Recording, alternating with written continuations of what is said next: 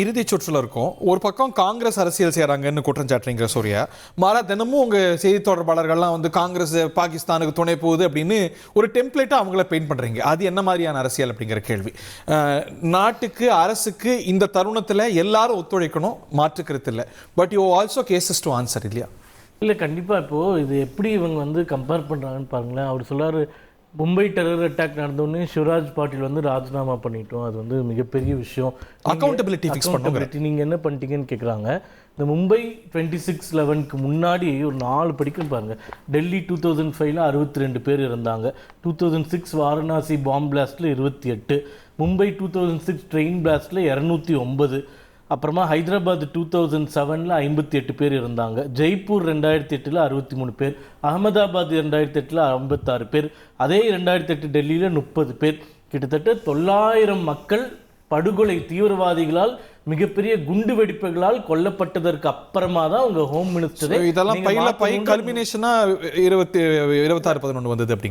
இதெல்லாம் நீங்க ஆக்ஷன் எடுக்காம ஒண்ணுமே பண்ணாததுனால கிட்டத்தட்ட 900 இந்தியர்கள், 30 மிகப்பெரிய பாம்பு பிளாஸ்ட் நடந்து அப்புறமா தான் நீங்க ஹோம் மினிஸ்டர் மாத்துனீங்க. இப்போ நீங்க என்ன கேட்குறீங்கன்னா, காஷ்மீர்ல கடந்த 6 ஆண்டுகள்ல எவ்வளவு தீவிரவாத தாக்குதல் நீங்களே சொல்லுங்க. உங்க ஆட்சியில் எவ்வளவு தீவிரவாத தாக்குதல் நடந்ததுங்க? 6 ஆண்டுகள்ல ஒரு கல்லெறி சம்பவம் கூட இல்லைன்றது உலகமே வியந்து பார்க்கக்கூடிய ஒரு விஷயம். இப்போ எல்லாரும் சொல்ற மாதிரி பியர்ல் ஹார்பர் ஒரு மூமெண்ட் மாதிரி, இஸ்ரேலுக்கு வந்து நிறைய இந்த மாதிரி இப்போ சமீபத்தில் அக்டோபர் 7 நடந்த மாதிரி இது வந்து தவிர்க்க முடியாத, தவிர்க்கப்பட்டிருக்க வேண்டிய ஒரு விஷயம். இந்த ஒரு விஷயம் நடந்துட்டதுனால 6 ஆண்டுகளாக நாங்கள் பண்ண எல்லா அச்சீவ்மெண்ட்ஸையும் நீங்கள் ஒன்றுமே இல்லை, நீங்கள் எதுவுமே பண்ணலன்னு சொல்கிறது மிக மிக தவறான ஒரு உதாரணமாக நான் பார்க்குறேன். அதனால் நிச்சயமாக இந்த தாக்குதல் மிக மிக வன்மையாக கண்டிக்கத்தக்கது. அதற்காக அனைத்து நடவடிக்கைகளையும் மத்திய அரசு எடுக்கும். இன்னைக்கு கூட உங்களுடைய தலைவர் ராகுல் காந்தி பிரதமரை சந்திச்சிருக்கார். இன்னைக்கு நைட்டே கூட ஏதாச்சும் பெரிய சம்பவமாக நடக்கலாம், சீக்கிரமாக நடக்கலாம், அதை பற்றி நம்மளுக்கு தெரியாது. ஆனால் முந்தைய அரசு மாதிரி, குறிப்பாக உங்களுடைய 10 ஆண்டு மன்மோகன் சிங் அவர்களுடைய அரசு மாதிரி இந்த அரசாங்கம் ஒருத்தருக்கு ஒரு பாதிப்புனா கூட மிகப்பெரிய கடுமையான பழிவாங்கல் நடவடிக்கை எடுக்கும் அப்படின்றத மட்டும் உறுதியாக நம்ம சொல்ல முடியும். ஆனால் அது ஸ்ட்ராட்டஜிக்காக இருக்குமே தவிர நீஜர்க் ரியாக்ஷனாக இருக்காது. ஏனென்றால் ஸ்ட்ராட்டஜிக்காக இருந்தால் தான் மிகப்பெரிய இழப்புகளை அவர்களுக்கு கொடுக்க முடியும் அப்படின்றத நாங்கள் நம்புகிறோம். அவரோட பாயிண்ட் வேலிட் இல்லை. இப்போ நம்ம வந்து 22ஆம் தேதினா 23ஆம் தேதி கூட அடிச்சிருக்க முடியும். பட் அது ஒரு டோக்கனிசமாக இருந்திருக்கும், ஒரு முந்தைய அறிப்பு இல்லாமல் இருந்திருக்கும். அதனால பயன் என்ன? ஸோ நம்ம வந்து திட்டமிட்டு அவங்களுக்கு என்ன செஞ்சால் வலிக்குமோ அப்படி அடிக்கிறது தானே உசிதம். திரு இனியன், உங்களோட இறுதி கருத்து. நிச்சயமா அவருடைய வாதத்தை நான் ஏற்றுக்கிறேன். அப்படிதான் அரசு செயல்படணும்னு நான் நினைக்கிறேன், விருப்பப்படுறேன். ஆனா இது வரைக்கும் அப்படி செயல்படலைன்றதான் எங்களோட குற்றச்சாட்டாக இருக்குது. நான் ஏன் இப்ப கர்னல் சொன்னாரு, மும்பை கூட நீங்க காஷ்மீரை கம்பேர் பண்ணக்கூடாதுன்னு கர்னல் சொன்னாரு. ஆனா நான் மும்பையை திருப்பி கம்பேர் பண்ணுவேன். ஏன் அப்படின்னா, மும்பை வந்து ஒரு அன்பிளான்டா நடந்த ஒரு சம்பவம், அன்பிரிப்பேர்டா இருந்த ஒரு விஷயத்துக்காக என்எஸ்சி கமாண்டோ படைகளை உடனடியாக இறக்கி அதன் மூலமாக அதை மிட்டிகேட் பண்ணாங்க அந்த இடத்த வந்து. ஆனா உங்களுக்கு ஒரு ஸ்டெர்லைட் ஜோனா இருக்கக்கூடிய காஷ்மீர் 6 லட்சம் ராணுவ வீரர்கள் அங்க குதிக்கப்பட்டிருக்கிறாங்க. அப்படி இருக்கும்பொழுது கூட உங்களால வந்து அந்த பகுதியை பாதுகாக்க முடியல அப்படின்னா அது ஒரு மிகப்பெரிய ஃபெயிலியர் தான். அது காஷ்மீர்ல பகல்காம் மட்டுமல்ல, புல்வாமா எடுத்துக்கோங்க, சீனாவுடைய ஊடுருவலா இருக்கட்டும், இப்படி பல விஷயங்களும் நம்ம இந்த ஆட்சியில சொல்லிட்டு தான் போலாம். அப்போ அதனாலதான் நான் மும்பை கூட நான் வந்து காஷ்மீரை கம்பேர் பண்றேன். இந்த இடத்துல உங்களுடைய அதன் பிறகு கூட நான் இன்னொரு கேள்வி கேட்டாரு. இந்த மும்பைக்கு அப்புறம் வாட் டிட் பிரைம் மினிஸ்டர் மன்மோகன் Singh choose to to? Pakistan மேல ரிட்டலியேஷன் இருந்ததா? பதிலடி இருந்ததா?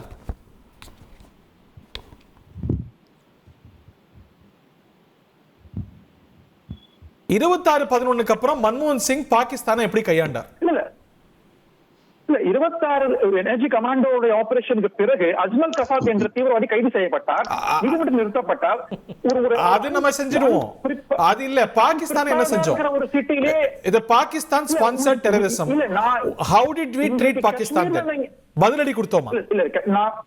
இல்ல நான் என்ன சொல்ல வரேன்னா, இன்சிடென்ட் நீங்க கம்பேர் பண்ணுங்க. இந்த இன்சிடென்ட்ல தீவிரவாதிகள் வராங்க, 26 பேர் சுட்டுட்டு போயிட்டாங்க, தப்பிச்சிட்டாங்க.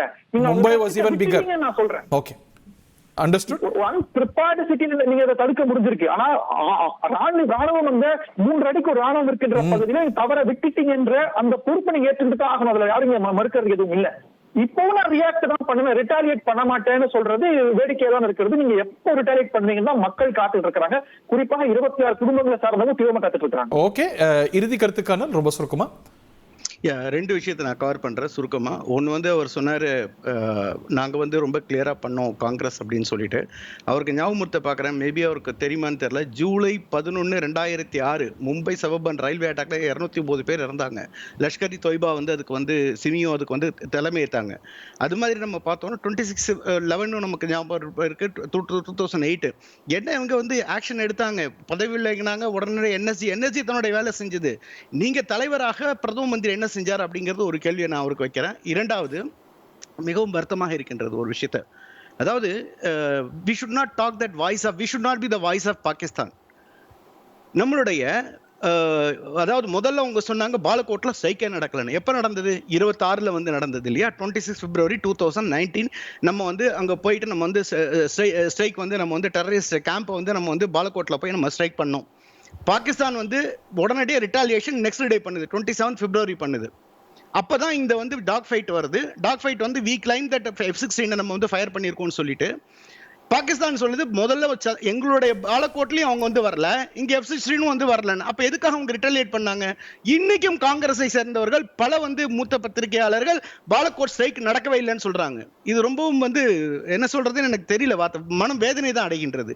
இதற்காக வந்து தன்னுடைய இன்னுரை கூட வந்து பெரிய விஷயமா வந்து காணாம அவங்க போயிட்டு ஒரு ஸ்ட்ரைக் பண்றாங்க ராணுவத்தினர்.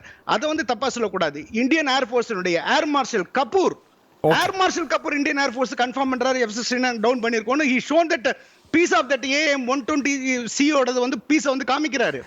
அது விழுந்திருக்கிறது Pakistan side.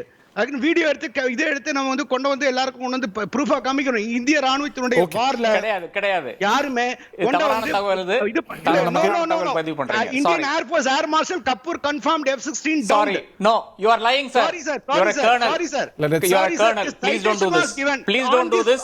There is no evidence of a Pakistan F-16 being downed.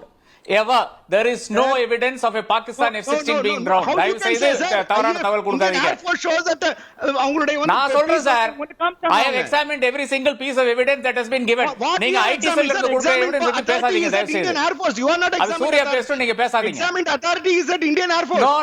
No please don't do this. நீங்க ஃபர்ஸ்ட்ல இருந்தே ஏதோ சொன்னீங்க, நான் நிறைய விட்டேன். பட் தயவு செய்து don't do this. நேரம் குறைவா இருக்கு. We are sitting on a powder cake. Please don't do this. Please you can prove sir. Okay, இறுதி கருத்து நான் எல்லாத்தையுமே ரொம்ப சுருக்கமா கேட்கணும்னு நினைக்கிறேன்.